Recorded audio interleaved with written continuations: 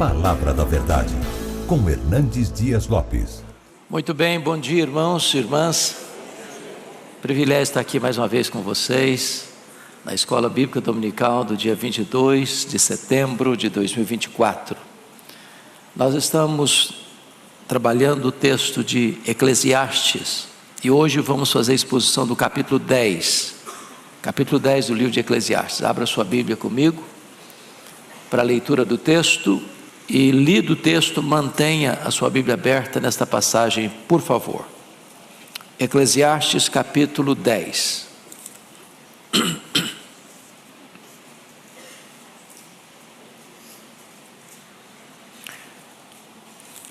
Esse texto diz assim: qual a mosca morta faz o unguento do perfumador exalar mau cheiro, assim é para a sabedoria e a honra um pouco de estultícia. O coração do sábio se inclina para o lado direito, mas o do estulto para o da esquerda. Quando o tolo vai pelo caminho, falta-lhe o entendimento, e assim a todos mostra que é estulto. Levantando-se contra ti a indignação do governador, não deixes o teu lugar, porque o ânimo sereno acalma grandes ofensas. Ainda há um mal que vi debaixo do sol, o erro que procede do governador, o tolo posto em grandes alturas, mas os ricos assentados em lugar baixo. Vi servos a cavalo e príncipes andando a pé, como servos sobre a terra. Quem abre uma cova, nela cairá, e quem rompe um muro, mordê-lo-á uma cobra. Quem arranca pedras será maltratado por elas, e o que racha lenha expõe-se ao perigo. Se o ferro está embotado e não se lhe afia o corte, é preciso redobrar a força, mas a sabedoria resolve com bom êxito. Se a cobra morder antes de estar encantada, não há vantagem no encantador.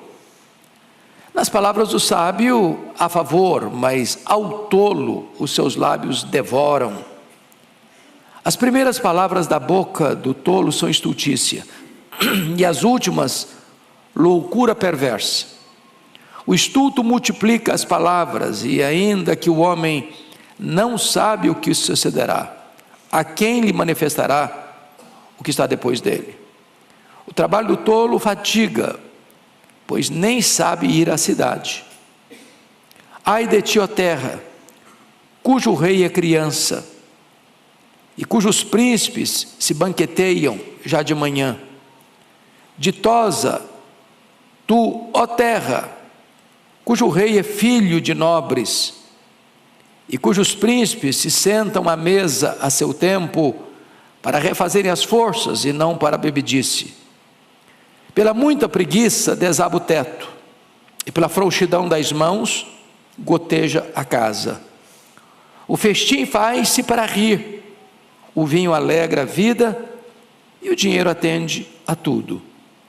Nem no teu pensamento amaldiçoes o rei, nem tampouco no mais interior do teu quarto o rico, porque as aves dos céus poderiam levar a tua voz, e o que tem asas daria notícia das tuas palavras. Bom, eu quero tratar com vocês hoje sobre o seguinte tema: a diferença entre o sábio e o tolo. Qual é a diferença entre o sábio e o tolo? É desse assunto que o capítulo 10 vai tratar. Bom, no capítulo anterior, no capítulo 9, dos versos 13 a 18, Salomão tratou do poder da sabedoria. Ele fala desse poder da sabedoria nos versos 13, 14 e 15, quando ele conta a história de um homem que vai invadir uma cidade com um exército, e dentro da cidade tem um homem sábio, e a sabedoria desse homem é maior do que a força do exército invasor. Depois ele vai mostrar a sabedoria priorizada, quando ele vai dizer no verso 16, melhor é a sabedoria do que a força. Muita força bruta, sem sabedoria, não vai ter bons resultados. E ele vai mostrar a sabedoria aplicada no verso 18, melhor é a sabedoria do que as armas de guerra, ou seja, estratégia, planejamento, é muito melhor do que muita força, sem plano, sem diretriz, sem sabedoria. Ele deixou o assunto sabedoria, agora ele entra no capítulo 10, para fazer um contraste com essa sabedoria, e mostrar o que é a tolice, o que é a estultícia. Então vamos ver qual é a influência dessa tolice. Primeiro, cuidado com o efeito desastroso da tolice, da estultícia. E ele começa no versículo 1, a estultícia pode botar tudo a perder. E ele ilustra. Versículo 10, leia comigo, todo mundo. Qual a mosca morta faz o unguento do perfumador exalar mau cheiro? Assim é para a sabedoria e a honra pouco de estultícia. O que é unguento? Unguento é essência. É essência. Então todos vocês sabem disso. Você compra um perfume, esse perfume é resultado de uma essência que foi trabalhada. Por exemplo, você lê lá em João 12, que Maria tinha um vaso de alabastro cheio de um perfume preciosíssimo, feito de quê? De nardo puro. O nardo era a essência. O perfume preciosíssimo foi feito do nardo. O unguento é a essência. Então o perfumador está lá trabalhando. Daquela essência ele vai fazer o perfume. Se tem dentro da essência uma mosca morta, a mosca morta vai exalar mau cheiro. Tudo que ele produzir dessa essência, desse unguento, vai ter o mau cheiro, vai comprometer a qualidade do seu produto. É uma ilustração muito simples, mas muito eloquente, muito clara. E o que significa então?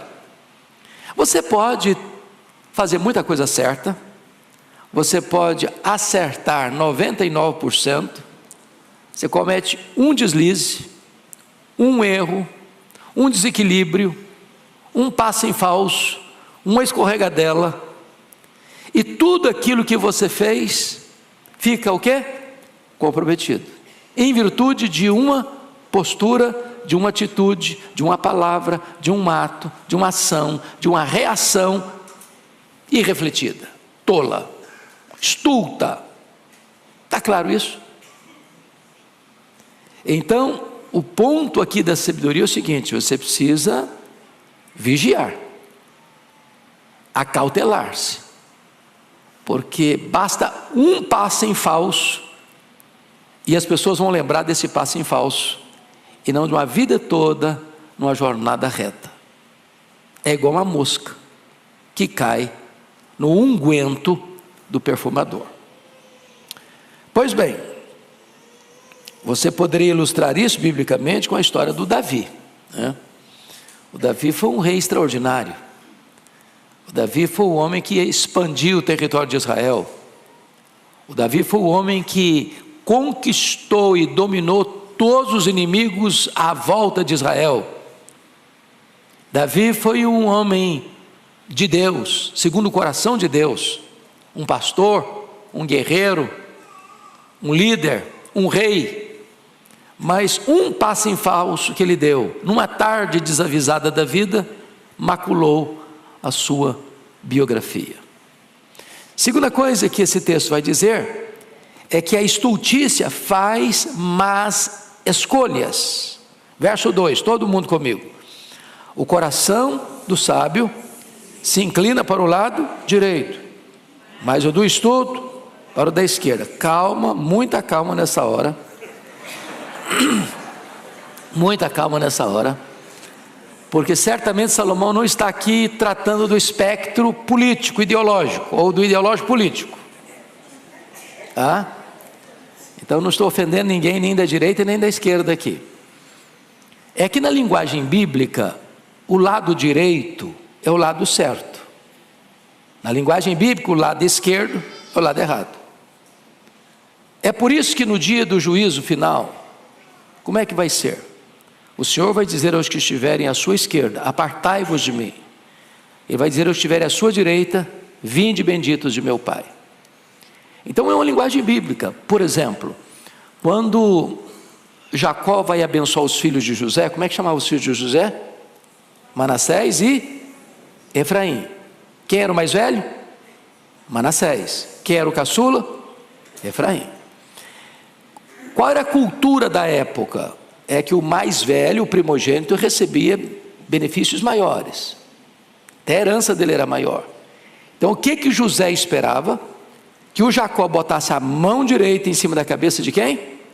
Do Manassés. E botasse a mão esquerda na cabeça do Efraim. O Jacó cruzou as mãos. E o José ficou bravo com ele. Não, meu pai, o senhor está errado. Não, o mais velho é o Manassés. Bota a mão direita na cabeça do mais velho. Não, meu filho, eu sei o que estou fazendo. Eu sei o que eu estou fazendo. Então, qual o problema do tolo? É que o tolo toma a decisão errada. O coração dele se inclina para a esquerda, para o lado errado. E isso significa que o cuidado é do coração. A Bíblia diz: tudo que você deve guardar, guarde o quê? Seu coração, porque dele procedem as fontes da vida. O que está lá no Salmo 119, versículo 11? Guardo a tua palavra no meu coração, para não pecar contra ti. Então você guarda a melhor coisa, a palavra de Deus. Você guarda no melhor lugar, no seu coração. Você guarda com o melhor propósito, para não pecar contra Deus. Então, o tolo não sabe fazer a escolha certa. O lado de cá é o lado certo, o lado de lá é o lado errado. Ele larga o lado certo e vai para o lado errado. Ele não tem discernimento, sabedoria para fazer as melhores escolhas na vida. Tem gente fazendo as coisas erradas na vida? Esse é o tolo. Deus diz assim para ele: eu boto diante de você a vida e a morte. E Deus diz: escolha a vida para que você viva. Mas apesar disso, ele escolhe a morte. Terceiro lugar, a estultícia ou a tolice é espalhafatosa. Leia o verso 3 comigo, por gentileza. Vamos todos. Quando o tolo vai pelo caminho, falta-lhe o entendimento, e assim a todos mostra que é estulto. Em outras palavras, o tolo é tagarela. Todo mundo fica sabendo que ele é tolo, porque não consegue ficar calado. A Bíblia diz que até o tolo, quando se cala, é tido por sábio. Mas quando a pessoa fala, sem parar, ela não consegue ficar calada. Quanto mais ela fala, mais ela erra, mais todo mundo fica sabendo que ela é tola mesmo. Por isso que a Bíblia diz assim: todo homem seja pronto para ouvir, tardio para falar, e tardio para irar também. Então, a loquacidade do tolo potencializa a sua tolice, porque ele não consegue ficar calado. Ele não consegue. Então esse é o primeiro ponto. Cuidado com o efeito desastroso da tolice. Vamos ao segundo ponto. Cuidado com um governo insensato. Salomão era rei, e ele não podia deixar de fora da pauta dos seus ensinos a questão política. Então, ele vai tratar aqui dos perigos de um governo insensato. E o que ele vai dizer é que tem tolos. Na época dele tinha, e hoje tem também. Tem gente tola, no palácio, no parlamento, nas cortes, na indústria, no comércio, até na igreja e também na família. Ou seja, tem gente tola em todos os setores da sociedade.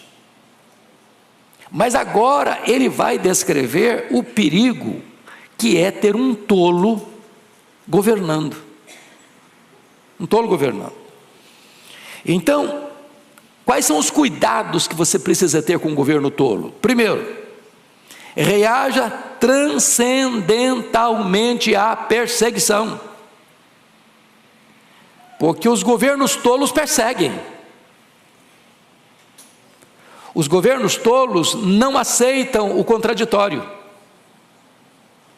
Os governos tolos oprimem quem discorda deles. O governo tolo vai sempre ter o chamado caça às bruxas, porque não suporta oposição. Então, vamos ler o verso 4, todos juntos comigo, por favor. Verso 4. Levantando-se contra ti a indignação do governador, não deixes o teu lugar, porque o ânimo sereno acalma grandes ofensas. O que ele está querendo dizer aqui é que você precisa reagir com sabedoria diante de uma perseguição de um governo tolo. Ele vai perseguir você. Se você fugir, você está dizendo, sou culpado. Ele vai atrás de você.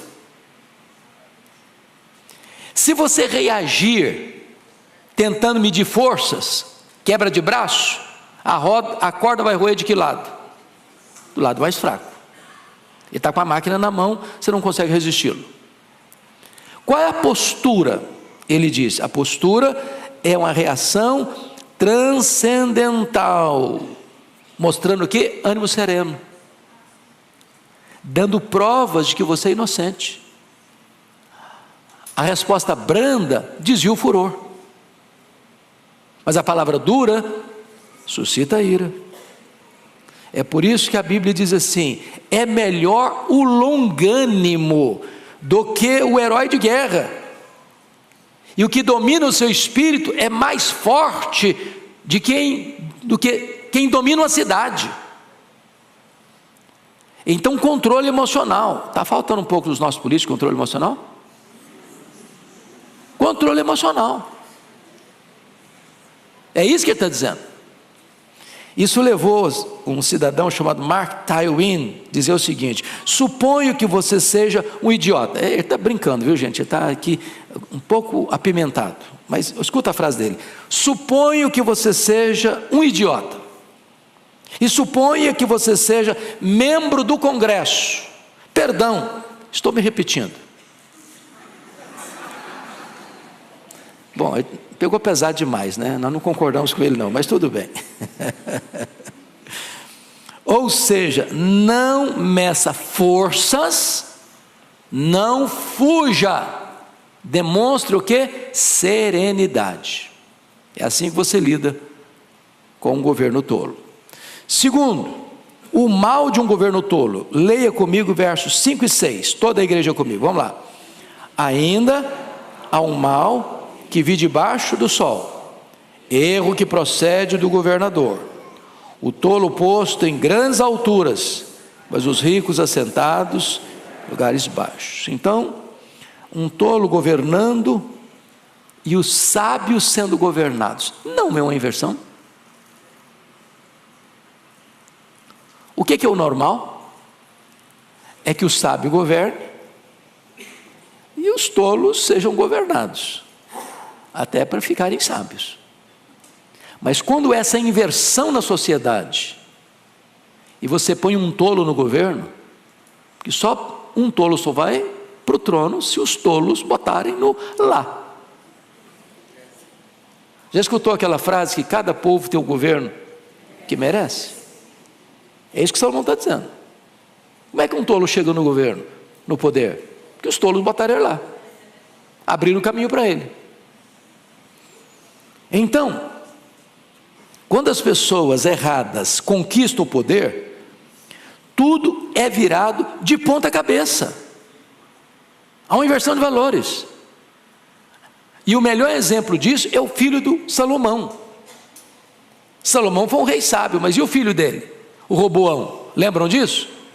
Quando Salomão morreu, o filho que assumiu o trono era Roboão. E aqui, vamos parar um pouquinho aqui para dar essa nota de rodapé. Gente, não tem luxo sem que alguém pague a conta. Não tem almoço grátis. Se tem alguém comendo de graça, alguém está pagando essa conta. Sim ou não? Sim. Como é que era a corte de Salomão? Era muito luxo, era muita pompa, era muita gente comendo na mesa real todo dia. O que Salomão fez?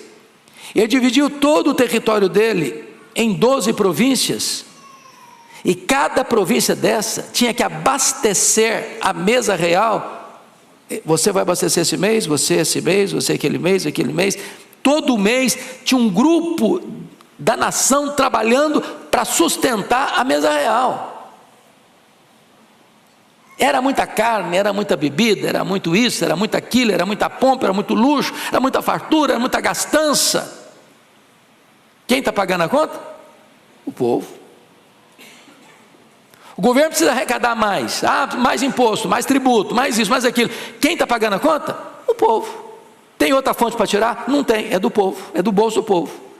Então, quanto mais o governo quer, mais pobre fica o povo, mais oprimido fica o povo, porque está tirando de uma única fonte, que é do povo. Pronto. Salomão morreu, o povo aproveitou, falou: agora é hora de fazer reivindicação. Agora nós vamos pedir para mudar as regras, porque desse jeito não dá mais. Aí quando chegaram para o Roboão, falou: Roboão, você alivia aí, meu filho, porque nós não aguentamos mais pagar tanto imposto. O Roboão, insensatamente, não escutou o conselho dos maduros na experiência, os idosos, e foi atender um conselho mais insensato do que ele estava vivendo já, dos jovens da época. Não, o povo só obedece debaixo do cabresto. Tacão, bota a mão mais pesada ainda em cima desse povo, só assim que eles vão te obedecer. O que aconteceu? O reino dividiu. Tinham 12 tribos, 10 das 12 tribos seguiram a liderança de Jeroboão, e ele ficou só com 2 tribos, Judá e Benjamim. Então, um governante tolo, ele não só oprime o povo, ele divide o povo. Mas mais do que isso, um governo tolo, ele demonstra inversão de valores. Leia o verso 7 comigo, inversão de valores. Verso 7, todo mundo. Vi servos a cavalo e príncipes andando a pé, como servos sobre a terra. Andar a cavalo naquela época, gente, era andar de limusine presidencial. Vocês se lembram quando o rei Assuero, conhecido como Xerxes I, pergunta para Amã: o que se faz a um homem a quem o rei deseja honrar? Lembram disso? Lá no livro de Esther. O Amã, pensando que estava se tratando dele e não de outra pessoa, falou: olha, precisa baldar aí o cavalo que o rei anda, que é o cavalo limusine, e botar os paramentos do rei e andar na cidade com ele, puxando o cavalo. O cara que está montado a cavalo é o cara, é a autoridade, é o honrado. Quando Naamã descobre que o rei não está falando dele, mas do Mordecai, ou Mardoqueu, que ele odiava e queria matar, ele toma um susto. Então andar a cavalo aqui não é simplesmente dar uma voltinha na hípica aqui de São Paulo, ou ir numa fazenda e pegar um cavalo lá e dar uma volta na fazenda. Não, andar a cavalo era o posto máximo da honra para um cidadão. E o que está acontecendo no versículo 7? Servos a cavalo e príncipes andando a pé. O que se chama isso? Inversão de valores. Um governo tolo inverte valores. A coisa está de ponta cabeça. Agora você olha hoje e vê com muita tristeza inversão de valores, não no sentido de honra, sobretudo no sentido de moral, de princípios. Se aplaude aquilo que deveria ter vergonha, se escarnece daquilo que deveria aplaudir. Aprova-se o que deveria ser rejeitado, rejeita-se o que deveria ser aprovado. E isso nos mais diferentes segmentos da sociedade. No parlamento, no palácio, nas cortes e por aí vai. Pois bem, vamos agora a um outro ponto, uma outra lição, terceiro ponto. Cuidado com o trabalho insensato, ou a insensatez no trabalho, a tolice no trabalho. Então, leia comigo, por favor, versos 8 e 9, toda a igreja. Quem abre uma cova, nela cairá. Quem rompe um muro, mordê-lo-á uma cobra. Quem arranca pedra, será maltratado por elas. E o que racha lenha, expõe-se ao perigo. Então vamos entender aqui algumas coisas. Primeiro, seja cauteloso com os riscos do trabalho. Cauteloso. Ou seja, o que ele está dizendo para nós aqui? Se você vai abrir uma cova, você tem que ter muito cuidado para você não cair lá dentro. Você tem que ter os devidas precauções de instrumentos de trabalho, de roupa de trabalho, para que você, ao abrir uma cova profunda, não seja vítima do seu próprio trabalho. Aí ele usa outra expressão: quem rompe um muro, mordê-lo uma cobra. Ou seja, as cobras costumam ficar escondidas nas brechas dos muros. Então você não vai chegar assim de cara limpa de qualquer jeito, não. Você vai chegar com cautela. Você precisa saber que por trás daquele muro está sendo destruído para levantar outro, tem situações de perigo, e você seja precavido. Aí ele usou outra expressão: quem arranca pedra será maltratado. Você já foi numa pedreira?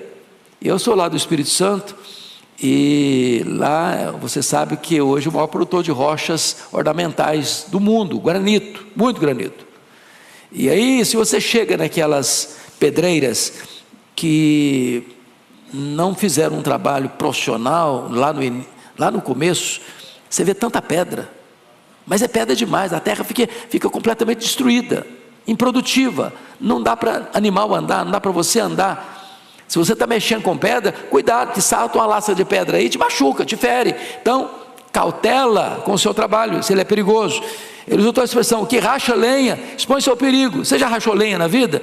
Acho que quem morou na roça aqui? Só eu? Não, tem mais gente. Opa, tem amigos aqui.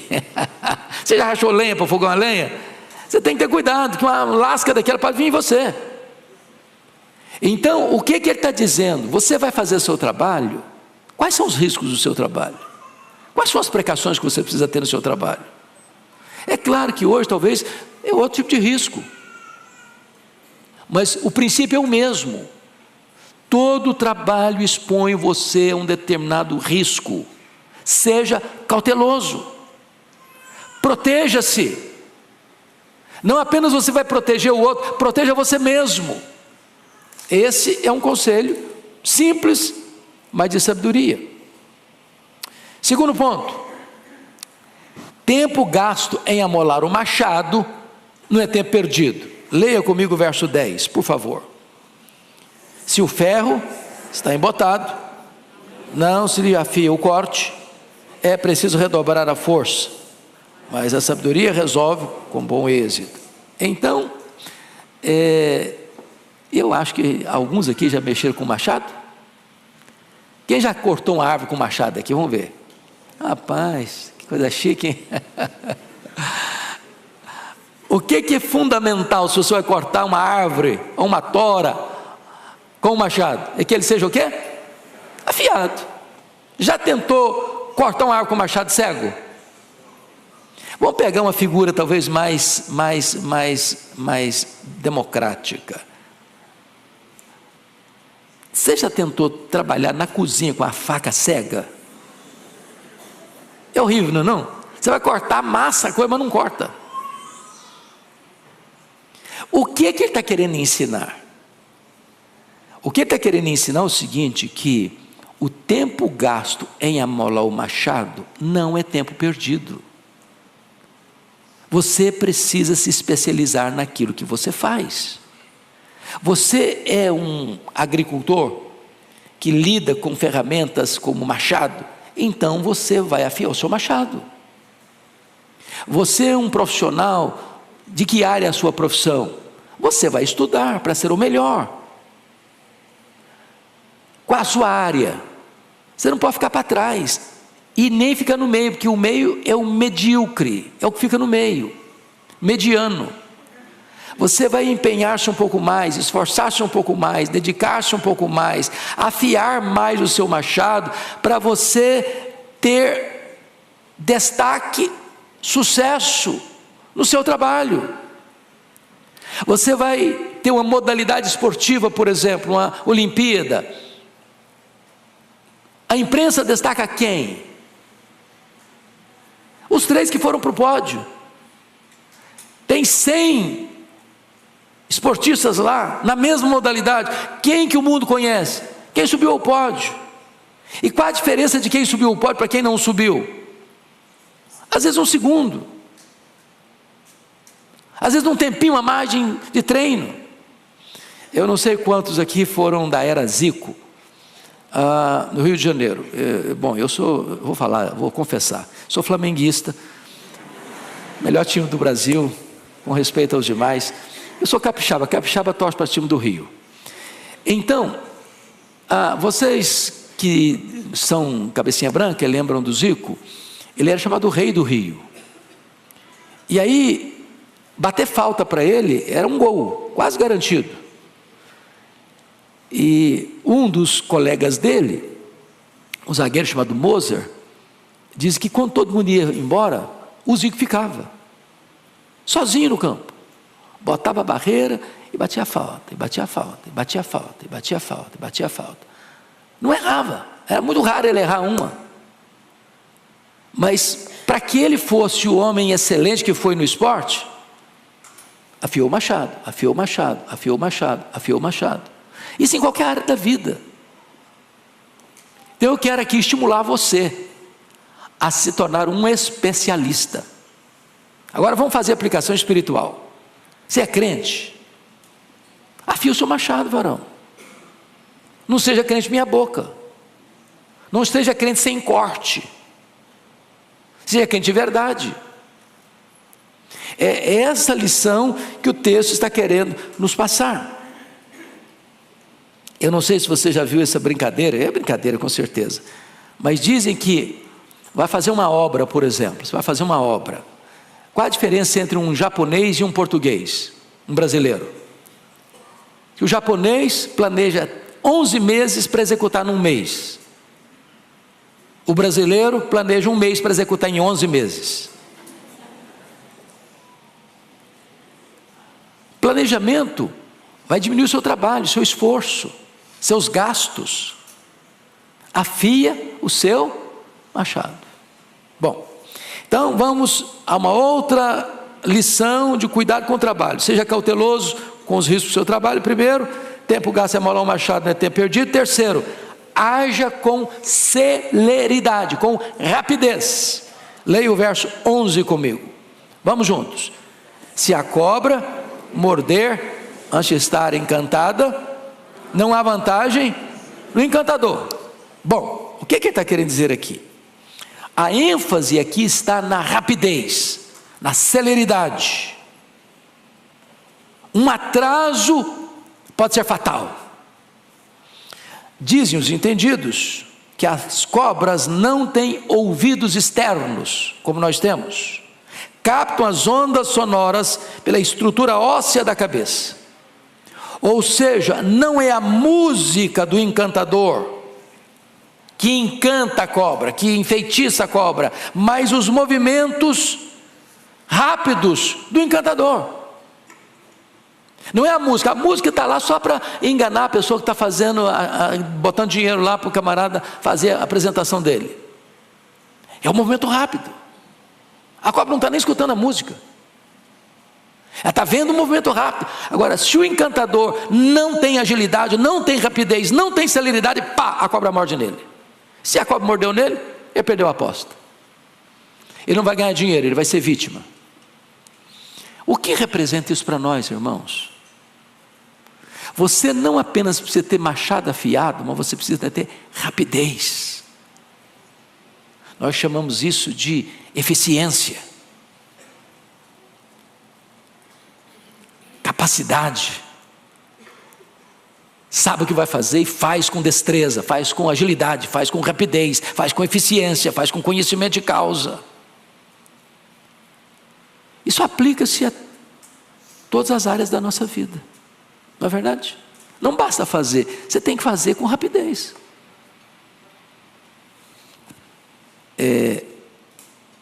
Os advogados aqui, tem prazo de entregar o negócio? Tem prazo? Como é que chamam isso? Vocês que são advogados, me fala aí. Se você não entrega no prazo, prescreve. Perdeu. Não adiantou você fazer bem feito. Você tem que fazer bem feito no tempo certo, na hora certa. Se atrasar, vai tudo por água abaixo, compromete tudo. Vocês estão entendendo o que eu estou falando? Perguntei o Orival.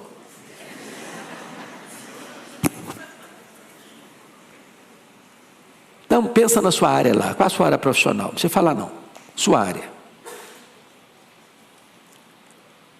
Você é rápido. Você é ágil. Você faz a coisa certa, da maneira certa, no tempo certo. Ou você vai empurrando com a barriga, no tempo que der. Ou se rende à preguiça. Você vai cochilar um pouco, quem sabe amanhã dá prazo, quem sabe amanhã eu faço, outro dia eu faço. Tem uma ave lá no meu estado, chamada bacurau. E o bacurau é uma ave noturna, uma ave marrom. E sabe o que o bacurau canta e só canta isso? Amanhã eu vou, amanhã eu vou, amanhã eu vou. E não veio até hoje, e não vai vir nunca. Só promessa. Não tem rapidez, não tem agilidade. Então faça a coisa certa, machado afiado, mas faça no tempo certo, senão a cobra te pega. Senão a cobra te pega, se você não fizer na hora certa. Bom, dito isto, vamos agora para um outro aspecto do texto, né? Quarta lição do texto: cuidado com a língua insensata. Então, o perigo das palavras destruidoras, versículo 12, toda a igreja comigo. Nas palavras do sábio há favor, mas ao tolo os seus lábios devoram. Quando o tolo fala, não tem favor, não tem edificação, não tem bênção, não tem instrução, não tem ajuda. Mas quando o tolo abre a boca, ele devasta tudo. Lá em Tiago, capítulo 3, diz que essa palavra do tolo é comparada com um fogo destruidor. É comparada como um incêndio. É comparado como um veneno de uma víbora. Aliás, dizem que o animal mais perigoso do mundo, o mais venenoso do mundo, é aquele animal que se esconde atrás da toca dos dentes. Indomável, venenoso, mortífero, a língua do tolo. É por isso que a Bíblia diz assim, lá em Provérbios 18, 21, a morte e a vida estão no poder da língua. Quem bem a utiliza, come do seu fruto. Segundo lugar, o perigo das palavras pervertidas. Versículo 13, leia comigo. As primeiras palavras da boca do tolo são estultice, e as últimas, loucura perversa. Então, do começo ao fim, a boca do camarada é um problema. Tem gente que quando abre a boca, pode escrever, é problema. Ele chega e abre a boca, tem problema, tem confusão, tem briga, tem discórdia. Ele chega, ele transtorna o ambiente. Ele abre a boca, ele abre uma cova, uma sepultura. As pessoas são machucadas, são feridas, gera contenda, induz ao erro e mata.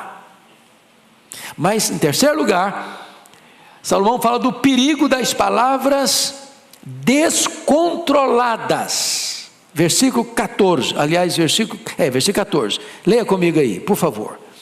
O estulto multiplica as palavras, ainda que o homem não sabe o que sucederá. E quem lhe manifestará o que será depois dele? Meus irmãos, o tolo prova sua tolice porque não sabe ficar calado. Isso levou Platão, o pensador grego, a fazer a seguinte declaração: homens sábios falam porque têm algo a dizer.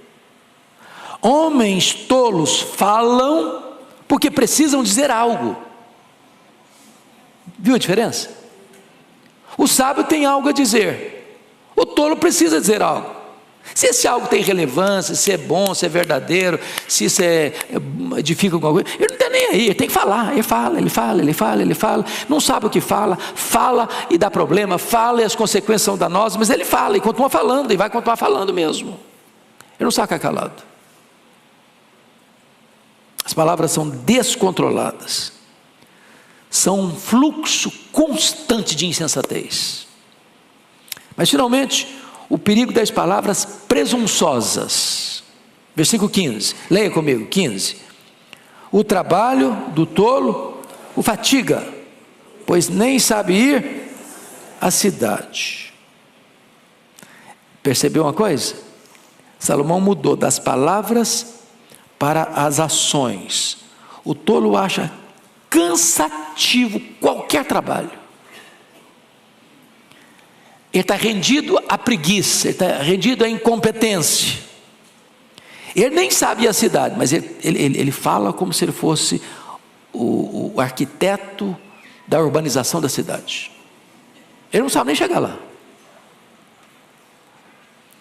Ele fala que seu projeto é megalomaníaco, mas o plano dele não passa de um galinheiro. Ele é loquaz. Constrói mundos e fundos nas nuvens, mas ele está rastejando como um réptil no chão. É triste isso. E isso levou Abraham Lincoln a fazer a seguinte declaração: é melhor calar-se e deixar que as pessoas pensem que você é um idiota, do que falar e acabar com a dúvida. Entenderam? Vou repetir: é melhor calar-se e deixar que as pessoas pensem que você é um idiota, do que falar e acabar com a dúvida. Falou, ninguém tem mais ideia mesmo, é idiota mesmo, todo mundo sabe. Então, se você não tem o que falar, não sabe o que vai falar, fica calado. Você está numa reunião, todo mundo está emitindo uma opinião, e você não quer ficar de fora. Eu tenho que falar alguma coisa também, porque eu entrei em silêncio, sem silêncio vai ser horrível para mim. Ele fala, estraga mais ainda, porque ele fala totalmente fora do contexto, e todo mundo sabe que ele está fora. É tolo, absolutamente tolo. Mas vamos então ao último ponto da mensagem. Agora ele volta para a política de novo. É até bom que nós estamos em véspera de política, né? É bom pensar nesse assunto, né? O sábio e o insensato agora, mostrando cuidado com os líderes insensatos. Versículo 16 a 20. Você pode ler comigo? 16 a 20? Não tem 20, né? Tem sim. 16 a 20. Vamos ler em voz bem clara esses versos? Toda a igreja comigo? Ai de ti, ó terra, cujo rei é criança, e cujos príncipes se banqueteiam já de manhã.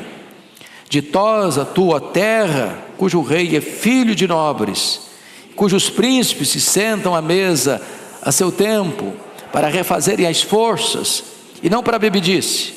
Pela muita preguiça desaba o teto, e pela frouxidão das mãos goteja a casa.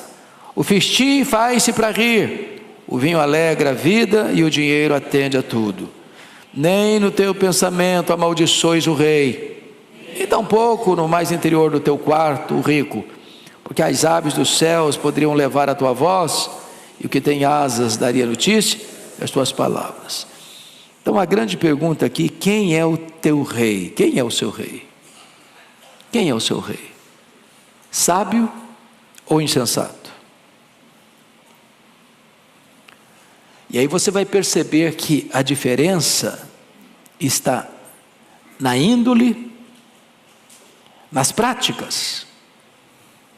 Primeiro, reis com índoles diferentes. Ele fala aqui de um rei criança. Ai de ti, ó terra, cujo rei é criança. E quando ele está falando que o rei é criança, está dizendo que o rei tem faixa etária infantil. Não está falando que ele é uma criança no sentido de idade cronológica. Ele está chamando o rei criança, o rei imaturo. Ele é adulto, às vezes até velho, mas é o quê? Imaturo. E qual é a evidência que um rei é imaturo? Que um líder político é imaturo? Que alguém que foi colocado no poder é imaturo? É quando ele entra lá para curtir a vida, as benesses do poder.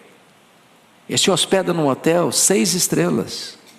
Quem está pagando a conta dele? Quem ganha salário mínimo. Ele não se incomoda com isso. Ele faz viagens internacionais e leva uma grande comitiva. Para quê? Para oferir as benesses do poder. Quem está pagando a conta? O povo. Ele levanta de manhã, ele não está pensando em construir e fazer o bem para o povo. Ele está pensando, como é que eu posso usufruir mais? Como eu posso desfrutar mais? Como a minha equipe pode oferir mais vantagens? Ele está dizendo isso. Ele levanta de manhã para beber.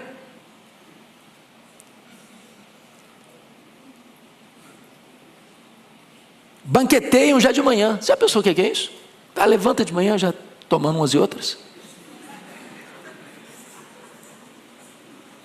Ele perdeu a lucidez para trabalhar o restante do dia.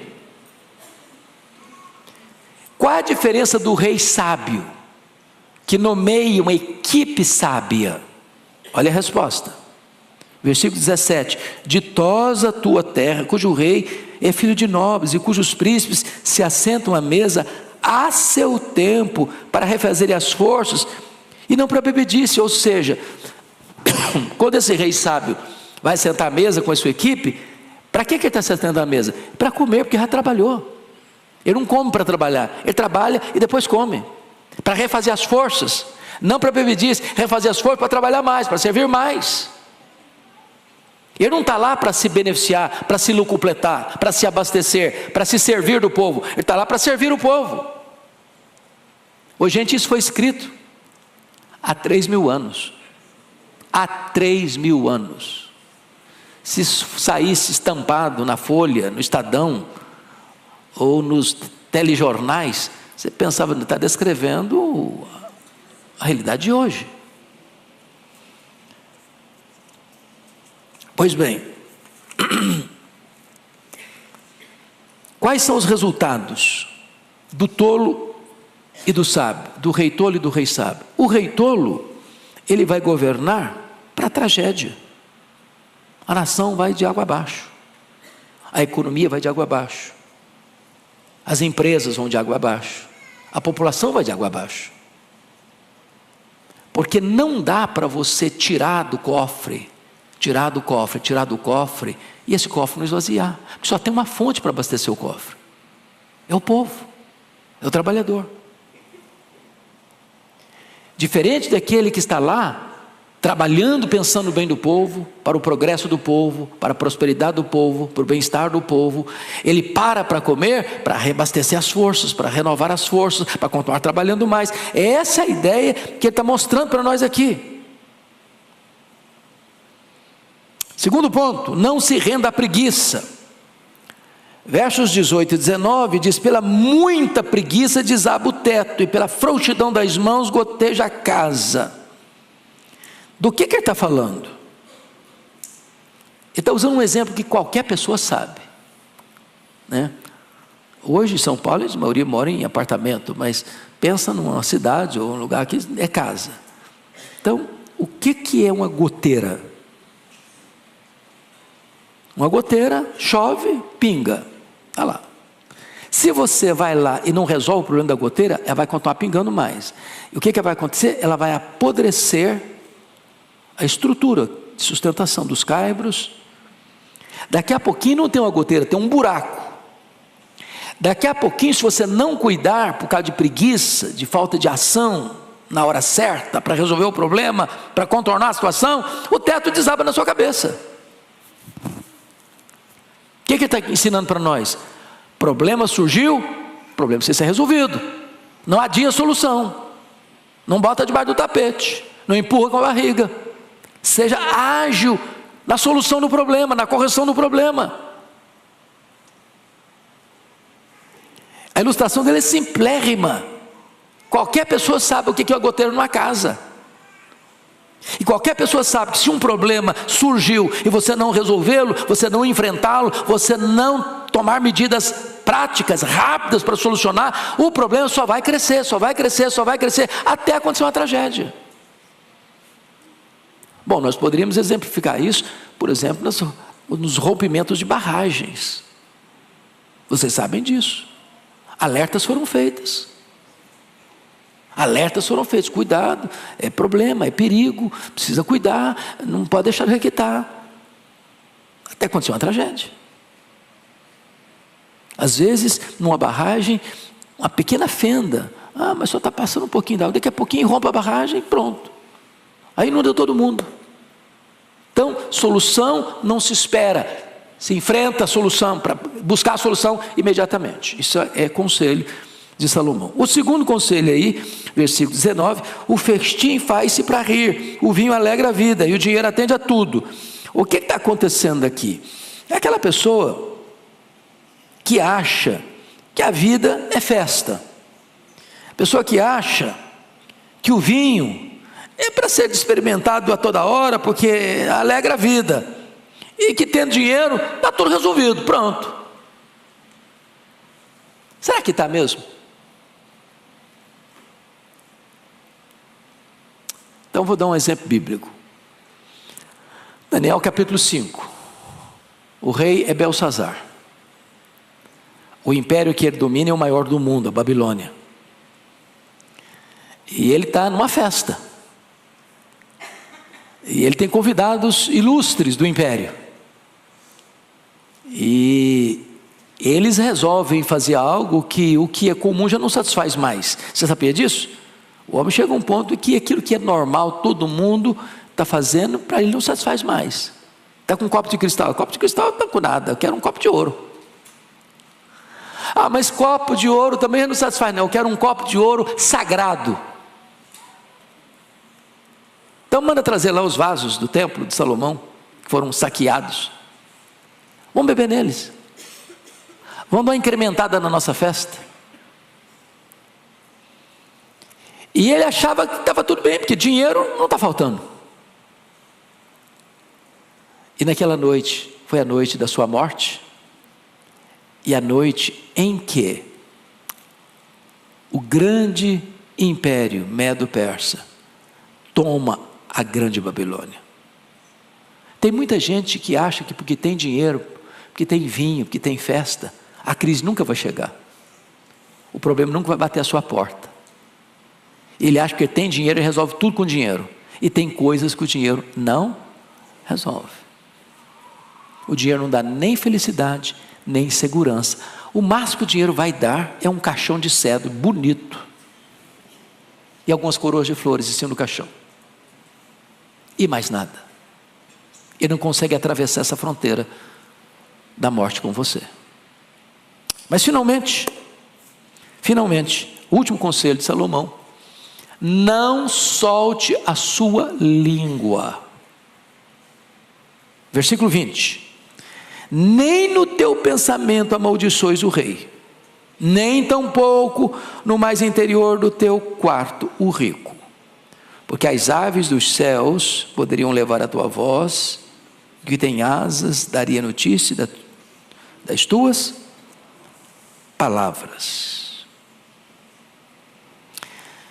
O que ele está querendo dizer com isso? Você precisa ser prudente em seus comentários. Se Salomão falou isso há 3.000 anos, não tinha mídia social. Hoje acabou o quê? A privacidade. Não é verdade? Onde você está, alguém está te vendo, alguém está te filmando, alguém está te gravando.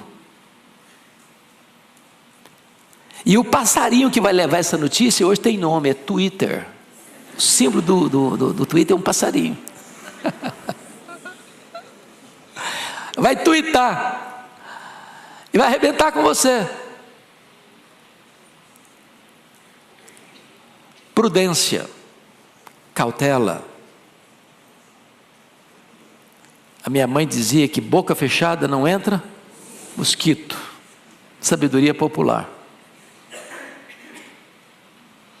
Então, gente, eu espero que Deus, por sua bondade e graça, nos ajude a observar esses conselhos práticos de Salomão, para o bem da nossa vida. Evita muito problema.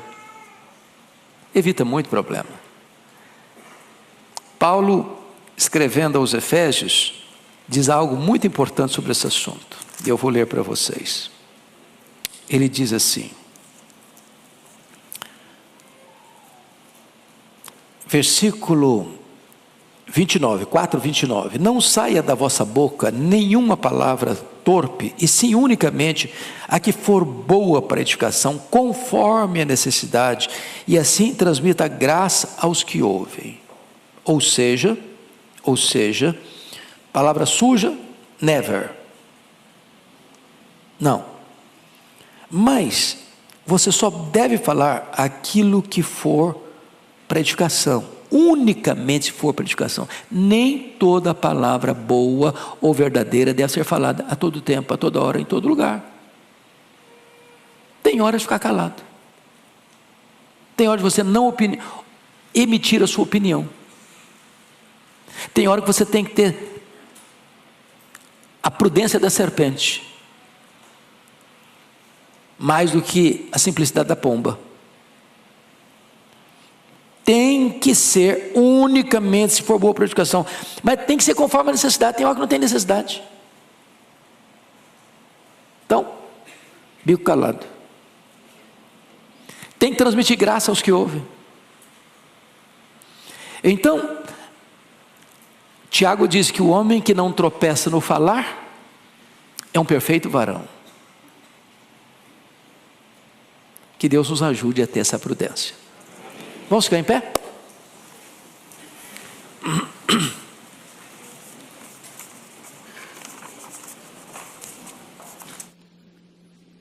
Querido Deus, nossa gratidão pela Tua palavra e pela praticidade com que ela nos ensina a viver.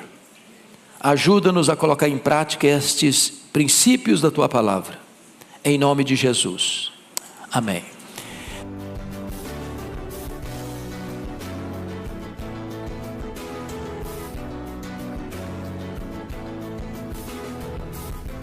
Palavra da Verdade, com Hernandes Dias Lopes.